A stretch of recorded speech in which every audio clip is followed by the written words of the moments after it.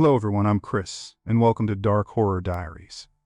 If you've ever been home alone and felt a cold breath on your neck, or if you've ever caught your neighbor standing motionless just staring at your house, this episode is for you. Tonight, we are dropping you straight into 3 terrifying scenarios of isolation, surveillance, and the sheer terror of being caught alone in the dark. Lock your doors now. Let's get started. The old Ford pickup truck groaned every time I hit a bump in the gravel road. It was already past midnight and I was driving deep into rural Pennsylvania. I'll call myself Nicholas for the story, just to keep things easy, and I was heading out to a small, isolated cabin a couple of college friends and I had rented. The idea was to disconnect for a week before summer classes started up again. This cabin was advertised as rustic and remote. The pictures online showed a small wooden structure nestled right in the middle of thick woods, miles away from any major highway. I remember thinking how quiet it must be. I was looking forward to that kind of dead silence. I had driven for what felt like forever, turning off the main road onto a single-lane dirt track that felt like it hadn't seen a maintenance crew in decades. My phone service had cut out about a half hour back. Now it was just the weak beam of my headlights cutting through the pitch-black forest. I was creeping along at maybe 10 miles an hour, watching the trees press in on either side. Honestly, it was already starting to feel a little creepy, even before anything actually happened. I just kept pushing myself by reminding myself of the peaceful week ahead. Finally, after what seemed like an entire hour of driving in complete darkness, I saw a break in the trees ahead. The cabin was exactly as advertised. It was small, old, and completely isolated in a tiny clearing. I parked the truck, grabbed my bag, and killed the engine. The silence that followed was heavy and unnerving. There was no wind, no crickets, nothing. Just a cold, thick silence that felt wrong for the middle of summer. I hurried up the short wooden steps, unlocked the door, and flipped on the lights inside. The place was definitely old and dusty, but it was functional, so I was happy with that. I was too exhausted to wait for my friends, Thomas and Henry, who were driving up the next morning. I tossed my bag onto the nearest bed, checked the locks on the doors and windows just out of instinct, and decided to call it a night. I passed out pretty quickly. I woke up the next morning feeling refreshed, and the cabin looked a lot less ominous in the daylight. I grabbed some coffee and stepped out onto the porch to take in the view. It was all thick forest surrounding the small clearing, very beautiful but also strangely dense. That same heavy silence from the night before still hung in the air, though now it was mixed with the distant sound of birds. I pulled out my map to check the area and realized just how deep we were. The closest structure marked was a logging road that intersected with a creek about 3 miles south. I decided to take a short walk along the perimeter of the clearing before my friends showed up. I was maybe 50 yards from the cabin, enjoying the quiet, when I noticed something that made my stomach tighten. There were footprints in the soft soil right at the edge of the tree line. Not the kind of boot prints you'd expect from a hiker or logger, but very distinct barefoot prints. They were huge, much larger than my size 11 boots, with clear toe impressions. What was really unsettling was that they weren't random. They seemed to be walking in a slow, deliberate circle around the clearing, right at the point where the trees began. It was a very strange thing to find. My first thought was that it had to be a local who walked around barefoot. But why would they be circling the cabin like that, right at the boundary of my visibility? And why hadn't I heard anything last night when those steps were clearly so close to the cabin? I followed the tracks for a few moments and they led back into the dense trees, disappearing into the shadows. That was enough for me. I hurried back to the cabin, locked the door behind me, and tried to convince myself that it was just an odd local, nothing more. Still, that feeling of being watched was hard to shake. I was getting a snack inside when I heard a car engine. Finally, my friends were here. I ran out to the porch and saw Thomas's beat-up sedan pulling into the clearing. Henry was riding shotgun. They hopped out, laughing and stretching after the long drive. I didn't waste any time. As soon as they were up on the porch, I told them about the strange atmosphere and the huge barefoot prints I'd found. Henry, the most skeptical of the group, just laughed and told me I needed to stop watching so many horror movies. Thomas looked a little more concerned, but he mostly shrugged it off, eager to start the week. We spent the rest of the morning unpacking and getting settled. The guys dismissed my story about the footprints, joking that I was just being paranoid from the isolation. I tried to forget about it, but every time I looked out at the surrounding forest, I felt a knot of anxiety tighten in my chest. Around noon, we decided to take a short hike to check out the creek marked on the map. I was armed with a slightly calmer demeanor, knowing I wasn't alone anymore. We followed the dirt road back out a couple of miles, then turned onto a rough game trail that led south toward the sound of rushing water. The creek was beautiful, tumbling over rocks through a deep shaded ravine. We stayed there for a while, skipping stones and enjoying the scenery. As we were heading back, Thomas pointed to something off the trail. It was an arrangement of small, smooth stones on a large, flat rock. They were lined up in a very precise spiral pattern. It was a strange thing to find, clearly unnatural, but Thomas insisted it was probably just another weird local who liked to arrange rocks. Henry agreed. I didn't buy it. It felt deliberate. The feeling of unease intensified that night. We built a big campfire, eager to keep the darkness at bay. We were sitting around, talking and laughing, when Henry suddenly stopped talking mid-sentence. "Did you guys hear that?" he asked, his voice low. We all listened, the sounds of the night, the faint wind, the crackling fire. Were all there, but underneath it all I could hear something else. A faint but deliberate thumping sound coming from the deep woods. It wasn't the natural crack of a falling branch, it was rhythmic. The thumping continued for nearly 10 minutes, always staying just at the edge of the firelight. It would pause, then start again, sounding closer each time. Henry and Thomas finally stopped joking around, their faces reflecting the uneasy tension I felt. We all stared into the darkness, our hands gripping the aluminum folding chairs we were sitting in. When the thumping finally stopped, the silence that followed was worse than the noise had been.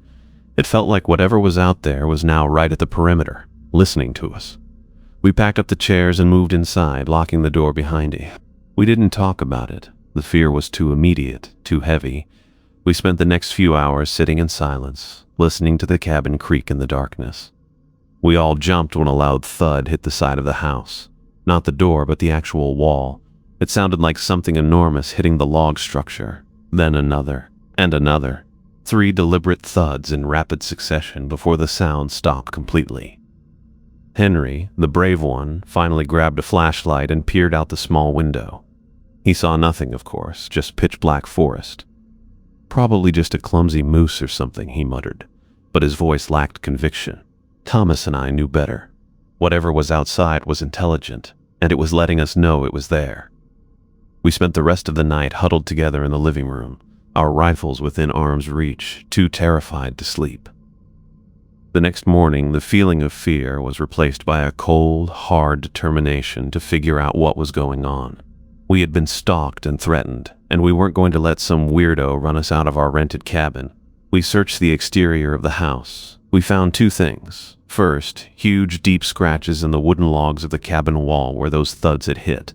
They were long and deep, easily the length of my forearm, carved by something with immense strength and sharp claws. Tazila. Just the tree line. We found more of those oversized, barefoot prints. They looked remarkably fresh. Henry and Thomas finally believed me. The fear was visible on their faces, the kind that only comes from encountering something completely outside your experience. We decided we needed to investigate the area further. Not rashly, but methodically, trying to find out what exactly we were dealing with. We spent the morning preparing, loading our hunting rifles with heavy grain ammunition, packing enough supplies for a few hours, and agreeing on hand signals since the phones were still useless out here. We started by following the freshest set of footprints back into the woods. The creature, whatever it was, moved with startling efficiency through the thick forest. The tracks led us through dense undergrowth and over fallen logs effortlessly. We had to struggle to keep up, constantly tripping over roots and branches that the creature seemed to float over. The deeper we went, the more evidence we found of its sheer size and strength. We found large branches snapped clean off trees at heights that were easily 8 feet off the ground. These weren't fallen branches, they were snapped off intentionally. After about an hour of hiking, we reached a spot where the forest floor was littered with stones. Henry, remembering the peculiar spiral of rocks by the creek, pointed to a much larger rock in the center of the clearing. It was a massive flat stone, probably weighing several hundred pounds. that had been deliberately moved to reveal the bare earth beneath it. Scattered around the stone were more of those small, smooth rocks, this time arranged in a series of concentric circles. It was clearly some kind of display. Thomas, with his jaw set hard, reached down to touch one of the arranged stones. As soon as his hand brushed it, a sound erupted from the forest behind us. It wasn't the rhythmic thumping from last night, but a loud, guttural chuffing sound, too deep to be a bear. The sound was immediately followed by the loud cracking of a massive branch snapping. We spun around, raising our rifles. The sudden burst of noise was enough. We didn't wait to see the creature. Instinct took over, and we ran. We ran blindly back the way we came, fear lending us a sudden burst of frantic energy. We didn't stop until we burst back into the safety of our small clearing. We slammed the cabin door shut, bolted the deadbolt, and collapsed onto the floor, gasping for air. The entire incident, from the chuffing sound to our arrival back at the cabin, couldn't have been more than 10 minutes, but those 10 minutes were enough. We knew with absolute certainty that we were being hunted. The rest of the day was a blur of paranoia. We didn't dare leave the cabin. We kept all the windows covered and took turns watching the clearing through small gaps in the curtains. Every shadow looked like it was moving. Every sound in the woods, even the normal rustling of leaves, made us jump. We tried the satellite phone we'd brought, desperately hoping to call for help or at least let someone know where we were, but the thick canopy and remoteness of the location made getting a signal impossible. We were completely isolated, and whatever was outside knew it. As dusk began to settle, a new level of terror set in. We knew the creature would be more active at night. We moved the beds and what little furniture we had to barricade the front door, knowing it wouldn't stop anything with that much strength, but hoping it would buy us a few seconds. We loaded our rifles and waited for the inevitable. The night was long and brutal. It started with a low, mournful moaning sound that echoed through the woods. It wasn't threatening, but deeply unsettling, like something was grieving. Then came the movement. We heard the heavy footsteps moving slowly around the cabin, circling just as the footprints had. It was slow, deliberate, and terrifying. The creature was taking its time, studying the cabin, studying us. The thumping started up again, but this time it was on the floorboards of the porch, right outside our door. Thump, thump, thump. Rhythmic and loud, like a giant knocking to announce its arrival. We held our breath, our fingers tight on the triggers of our rifles. We knew that if the door came down, we would have to fight for our lives. The thumping stopped. Then, through the oppressive silence, we heard a long, drawn-out scraping sound. It was coming from the side of the house. It sounded like something metal being dragged across wood or stone. Thomas crept to a window and lifted the curtain just a fraction. He immediately dropped it and backed away, his face pale and eyes wide with pure terror. "It's huge," he whispered, his voice trembling. "It's trying to get into the windows." The scraping continued, the horrible sound of metal against wood, followed by a loud crack as one of the window frames gave way under the pressure. The creature wasn't just observing anymore. It was actively trying to breach the cabin. We retreated to the back bedroom, the furthest point from the attack, setting up a defensive position. We knew we couldn't stay here. We had to get out, and we had to do it now, before it broke through. Henry, always the pragmatist, pointed to the small back window. It was small, but maybe big enough for us to squeeze through. It led out over a small slope toward the deep woods in the back. It was a risky move. We would be completely exposed, running blindly in the dark, but it was our only chance. We made a quick plan. Henry would break the glass. Thomas would go first, then me, then Henry to cover our retreat. The sound of shattering glass was deafening. Thomas didn't hesitate, scrambling out the broken window and hitting the ground hard.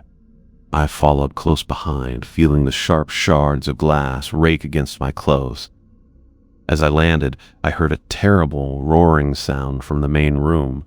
The creature had breached the front of the cabin. There was no time to wait for Henry. I scrambled up and started running after Thomas. We ran through the pitch-black woods, guided only by the faint outlines of the massive trees. We could hear the creature crashing through the forest behind us, its massive footsteps shaking the ground. It wasn't hard to track, but it was gaining on us quickly. I kept looking back, half expecting to see a huge silhouette burst through the trees, but I saw nothing, only darkness. We just kept running, adrenaline masking the exhaustion and terror. After about 20 frantic minutes, we slowed down, gasping for air. We realized Henry wasn't with us. We stopped, calling out his name in low whispers, but got no answer. We had to keep going. We couldn't go back for him now. The thought of abandoning our friend was crushing, but the instinct for self-preservation was stronger. We continued running, aiming for the creek and the logging road marked on our map. We ran for another hour, moving purely on terror-fueled instinct, until we hit the gravel logging road. We started running down the road, hoping to find another cabin or a passing vehicle, anything to signal we weren't alone. We kept running until the sun started to rise, casting long shadows of the trees behind us. We were exhausted, our bodies covered in cuts and bruises. But we were alive. We ran into a small town on the very edge of the woods and immediately called the police. We tried to explain what had happened, describing the huge creature, the attacks, and Henry's disappearance. Of course, they were skeptical. They listened patiently to our story, taking down our names and the location of the cabin, but their eyes held the same kind of dismissal I'd expected. They promised to send a search team. The search team found the cabin easily enough. The front door had been completely torn off its hinges, and the inside was a mess of splintered wood and overturned furniture. The window Henry had broken was just a hole in the wall. The search teams found no sign of Henry, no blood, and no definite evidence of the creature we had described. They found my footprint casts and some large claw marks on the walls, but the official report just blamed a large, aggressive bear for the damage and Henry's likely disappearance. They didn't believe us. Thomas and I tried to go back with the search party, desperate to find Henry, but the police kept us away from the main search area. We left the mountains with a deep sense of guilt and an unresolved terror. We were alive, but we had lost our friend to a creature that shouldn't exist, and nobody believed our story. We tried to move on with our lives, but the experience had changed us. We were jumpy, paranoid, always looking over our shoulders. A few weeks after the incident, Henry's mother called us. The police had found a small pile of Henry's personal belongings near the main road leading into the woods. His wallet, his keys, and a small, smooth rock painted with a strange spiral pattern. The same pattern we had found near the creek. It was a clear, chilling message. They knew who we were. They knew where we came from. Thomas and I decided we had to leave the area, had to put distance between ourselves and those mountains. We transferred to a university several states away, hoping that the physical distance would lessen the psychological toll. But the nightmares followed us. Nightmares of massive shadows, rhythmic thumping, and the sound of our friend's name being called out in a voice that was not quite human. We tried to find some logical explanation for what we'd seen, some rational way to categorize the creature, but we found nothing that fit. The creature wasn't just an animal. It was intelligent, it planned, it communicated, and it remembered. The spiral rock was the proof we needed that the creature, or creatures, had a complex social structure and a form of communication that went beyond simple animal noises. We realized the creature hadn't just been attacking us, it had been hunting us with a clear purpose. And somewhere out there, it was still watching. We never went back to the cabin, we never went back to those mountains. We know that the police eventually closed the case, officially listing Henry as missing, presumed dead from a bear attack. The world had a neat, rational explanation for the terror we endured, but Thomas and I knew the truth. We knew that the forest held secrets that no science book could explain, and that some legends were far more real and terrifying than anyone could imagine. Even now, 10 years later, I still wake up in the middle of the night, hearing the heavy thump on the side of the cabin, feeling the paralyzing cold of that silent, empty forest. I know that somewhere in those deep woods, that creature remembers us. It remembers what we did to disturb its solitude, and it remembers the two people who escaped. I've learned to live with the fear, learned to live with the guilt, but I'll never again take the simple silence of the countryside for granted. I know now that sometimes the quietest places hold the greatest horrors. I've learned a lot about paranoia in the last decade. It's not just a feeling, it's a way of life when you know something is out there looking for you. Thomas and I don't talk about it much anymore, not in detail anyway. We have a kind of silent understanding, a shared trauma that binds us together. When one of us mentions a news report about a strange sound in the woods or another hiker disappearing in the mountains, we just exchange a look. That look says everything. It says, we know. We've both moved on, built careers, and tried to establish normal lives. Thomas got married to a lovely woman named Elizabeth, who knows nothing about the real reason he hates camping and avoids wooded areas like the plague. I've focused on my work as a software engineer, spending my days in a sterile, brightly lit office far away from the shadows of the forest.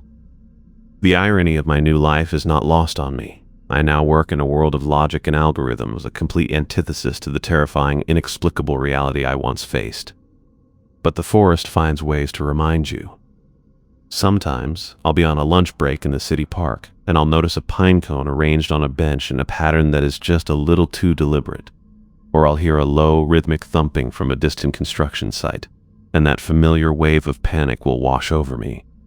It's never a direct threat, just a subtle, chilling reminder that the world is larger and stranger than we care to admit. It's like the forest is sending me small postcards, saying, "We remember you. We know where you are." We've theorized endlessly about what the creature wanted. Was it simply defending its territory? Did it take Henry for some unknown, terrifying reason? We think the rock arrangements were a warning, a way of communicating that we had intruded on something sacred or important to their kind. Henry touching the stone might have been the final straw, the act of disrespect that triggered the full assault.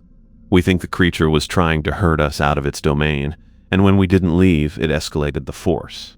We often talk about the intelligence in its eyes. That's the detail that sticks with us the most. It wasn't the blank, instinctive gaze of an animal. It was calculating, full of rage, but also purpose. It was a conscious being reacting to a clear threat.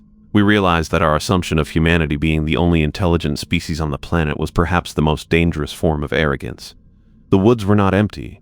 They were populated by something ancient, powerful, and deeply territorial. The silence is what truly unnerves me now. I don't trust quiet. In the city, quiet means a break, a chance to breathe. In the countryside, especially in a dense forest, quiet is a sign that the apex predator is near, and everything else is holding its breath. I've learned that silence is not the absence of sound, it is the anticipation of it. It's the moment before the scream, the moment before the thump, the moment before the door comes crashing down. I still keep my old rifle, locked away, of course. I tell myself it's for sentimental reasons, my old hunting companion. But the truth is, I keep it because a small, primitive part of my mind still believes that one day, the creature will find the distance between us too small. And on that day, I will need every advantage I can get. I know it sounds crazy. I know that if I told this story to anyone else, they would dismiss me as a trauma victim with an overactive imagination. But I don't need their belief. I just need to remember the truth. The only person who truly understands is Thomas. We meet for coffee every few months and the conversation is always light, about work or family. But inevitably one of us will mention a small, insignificant detail that brings us back to that night. A cold draft in a room, a shadow passing a window, the distant cry of an unknown animal. And in that shared moment of recognition, we find a strange comfort. We are the guardians of a terrible secret. The only two survivors who know what truly happened in that remote Pennsylvania cabin. And that, in a terrifying way, is a bond stronger than any friendship. I sometimes wonder about Henry. Did he die quickly, or did it take him for some reason? Did it study him the way it studied our campsite? The thought is horrifying, but it's a question that never leaves me. We'll never know. The forest swallowed him whole, leaving behind only that small, painted stone as a mocking farewell. That rock is the only physical evidence, and it remains the most chilling detail of the entire ordeal. The creature had a sense of communication, a strange, artistic intelligence that made the terror all the more profound.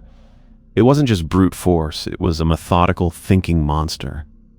I've looked up every local legend, every creature sighting in that region. The stories are always vague, always attributed to Bigfoot or some other cryptid, but none of the stories capture the intelligence, the deliberate escalation, the purpose behind the creature's actions.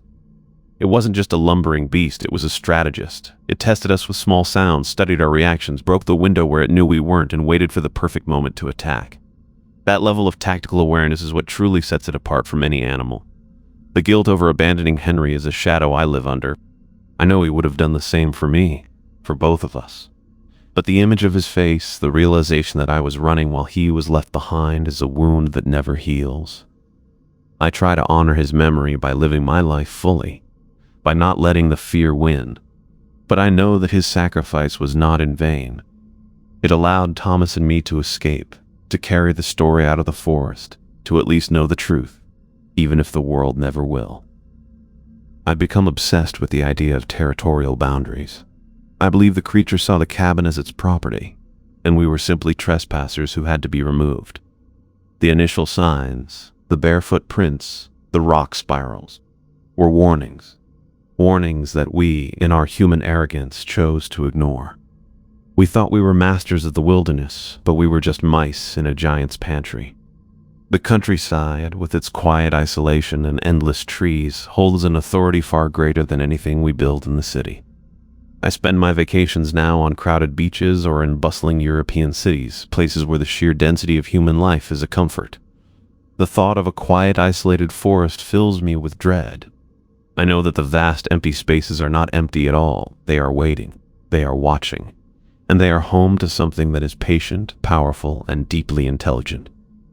I know this now, and that knowledge, that terrifying truth, is the price of my survival. The constant awareness that the ordinary world is just a thin veil over a much older, stranger reality is a heavy burden to bear. I'll carry it for the rest of my life. I sometimes wish I could just forget. That I could look at the woods and see only trees, look at the silence and hear only peace. But I can't. The fear has become a permanent resident in my mind. It keeps me up at night, makes me check the locks multiple times and look out the window at every unexpected sound. It's a constant vigilance, a low-grade terror that never truly goes away. But I also know that this fear is what keeps me alive. It's a reminder to respect the shadows, to never venture too far into the unknown, and to always trust that gut feeling. I've taken up a new hobby, carving small, smooth stones. I arrange them on my desk in simple patterns, never spirals, just straight lines and squares. I tell myself it's a way of processing the trauma, a quiet form of therapy. But sometimes, late at night, I look at the stones and wonder if I'm trying to send a message back. A signal to the forest, to the creature, that I understand the rules now, a silent plea for the truce to hold. I know I can never go back to that cabin. Even if I wanted to, the thought of facing that ancient intelligence again is too much. I'll spend the rest of my days in a world of concrete and glass, an exile from the dark, silent heart of the country, and every time I hear a sudden, heavy thump in the distance, I will know that the woods are still there, the creature is still there, and the horror of that night is just waiting, patient and quiet, for the day the memory finally fades enough for me to become careless again. The final word on the matter is simple. The countryside is not always a refuge. Sometimes it is a prison. And sometimes, the most beautiful, pristine wilderness is simply a cage, and you are the unfortunate intruder who stumbled upon a lock that was never meant to be opened. I hope that by telling this story, I can at least warn others to heed the signs, to trust their instincts, and to never ever ignore persistent, unnatural silence. The woods don't forgive easily. Thanks for watching, everyone. If you'd like to support us, do hit that subscribe button and like this video. This really helps with our channel growth. So, see you tomorrow at the same time.